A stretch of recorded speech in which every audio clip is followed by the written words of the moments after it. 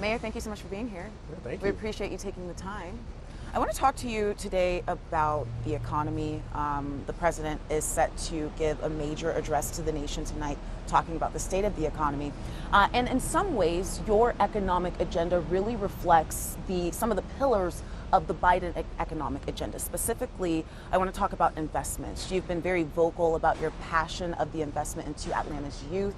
And there are many other pillars of investment that you mentioned at the beginning of the year in your budget that, we want to set aside specific funding to make sure we're talking about things like education, the workforce, that we make these things come to fruition for the citizens. So in your opinion, what would you say are your biggest economic wins here in Atlanta since taking office almost 2 years ago? And can those economic wins serve as an example for other cities in the nation?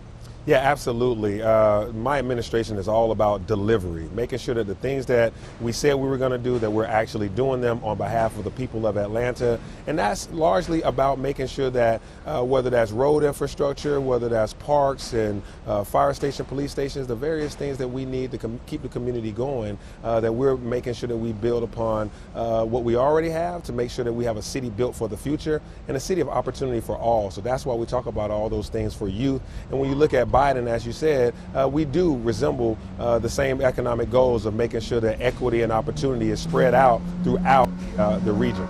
Would you say that there was the biggest economic win in, like I said, almost 2 years that you've seen? You still have some time in your term, but as of today, is there one specific economic win that you would tout?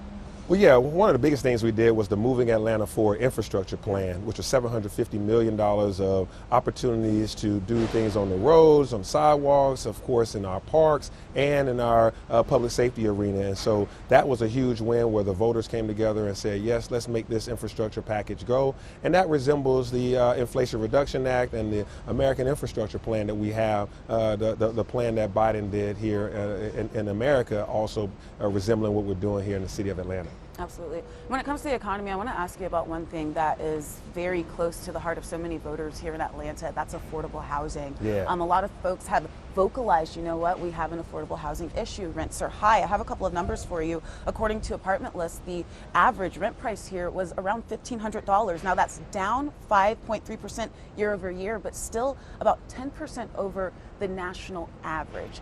And, when folks think about this, they see the sticker price on what they're paying for rent, and they say it's expensive. So how are we addressing that here in Atlanta? Yeah, absolutely. All across America, rents are just too high. The cost of housing has been going up for the last 2 or 3 decades. And so specifically recently, we've seen over the past 10 years, the cost of housing almost double for some people, whether their mortgage has gone up or their rents. And so that's always struck me since the time I was a city council member. So I've been dedicated to making sure that we build and preserve affordable housing. And so one of the big pillars here is to build 20,000 units of affordable housing. And we're well on our way in the city of Atlanta. We've got about 2,500 units already built in the first 20 months of my administration. And we've got about 5,000 under some phase of construction and development. And so we really have to continue to build housing for individuals that are just struggling to make ends meet. And we know that, we have a homelessness crisis across America. And so a lot of the things that I'm doing is building houses for the unsheltered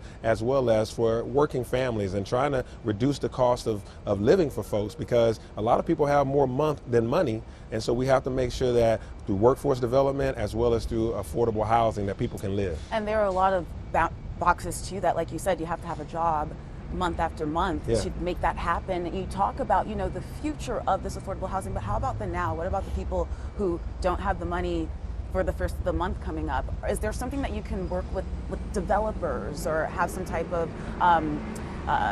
money to help those families who are struggling right now? Yeah, absolutely. So we do have a plan, and we also have some actions that are already out there right now where individuals, we have eviction relief, where we give folks money to try to fight against them being evicted. And we also have started building more and more affordable housing so people can come into those new units and we can have more.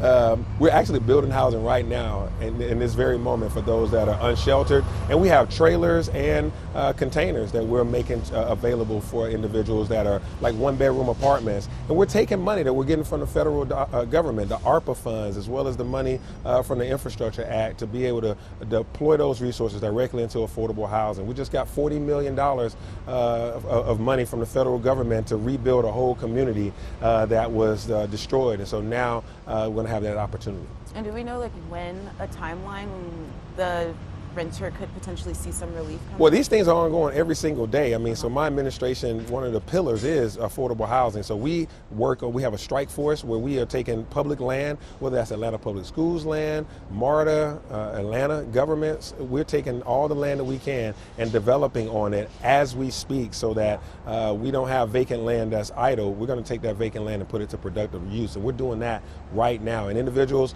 can call the city of Atlanta. We have a housing helpline that we, can help you try to find some housing each and every day. Absolutely. I want to touch on safety really quick because I know that's another important pillar, and it really has to do with the economy as well, right? Yeah. One big thing that's in the news right now is this proposed public safety training facility. Yeah. A lot of people have been vocal about their thoughts on both sides of the aisle, but I want to talk about the numbers. The city has said that they wanted to contribute, or has approved to contribute, $31 million for this safety center. When we're talking about the budget that was announced at the beginning of the year, there's some smaller numbers, right? 10 million for capital improvements, 8 million for an affordable housing trust, 1.2 million for new tech innovation. So those who are against this proposed public safety training facility say, why can't we take that $31 million and spread it out so that these other programs have more money? My question to you, Mr. Mayor, is do you support letting the voters decide on the future of this public safety training facility? Yeah, absolutely. You think about it, one of my chief goals in this city is to make sure that the city is safe.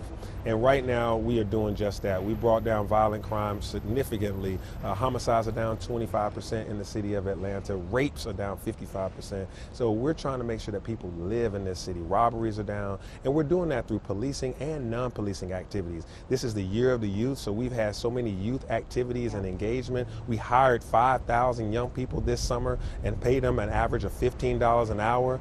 That's not just money that's out there in the air. That's money we had to dedicate towards those alternative solutions to crime. But also we have so many initiatives around getting people great jobs, workforce development and training. And so these things that we end up doing, $100 million for affordable housing, this bond that we put together, $100 million is going into the hands of individuals that are providing housing for people that are low income, for people that are unhoused and unsheltered. And so all of this is work that's going into our overall public safety matrix. And so while I think that individuals may have their own concerns or questions about that, we know that it takes a group project to make sure that we have safety and a good job, education and well-trained youth and opportunities, help bring down violent crime, as well as our focus on gang, guns and drugs. We have our summer heat wave has really brought down all these violent offenders and these individuals that are gang related. And I just want to clarify, do you support letting voters decide about the future of this public safety training facility on the ballot this November? Yeah, absolutely. Think about it like this. The city council voted 11-4, which is a super majority of city council in favor of the public safety training center, and now they have a petition going. And so the petition, if they reach 15%, it will go on the ballot. And if they don't reach 15%, it doesn't go on the ballot.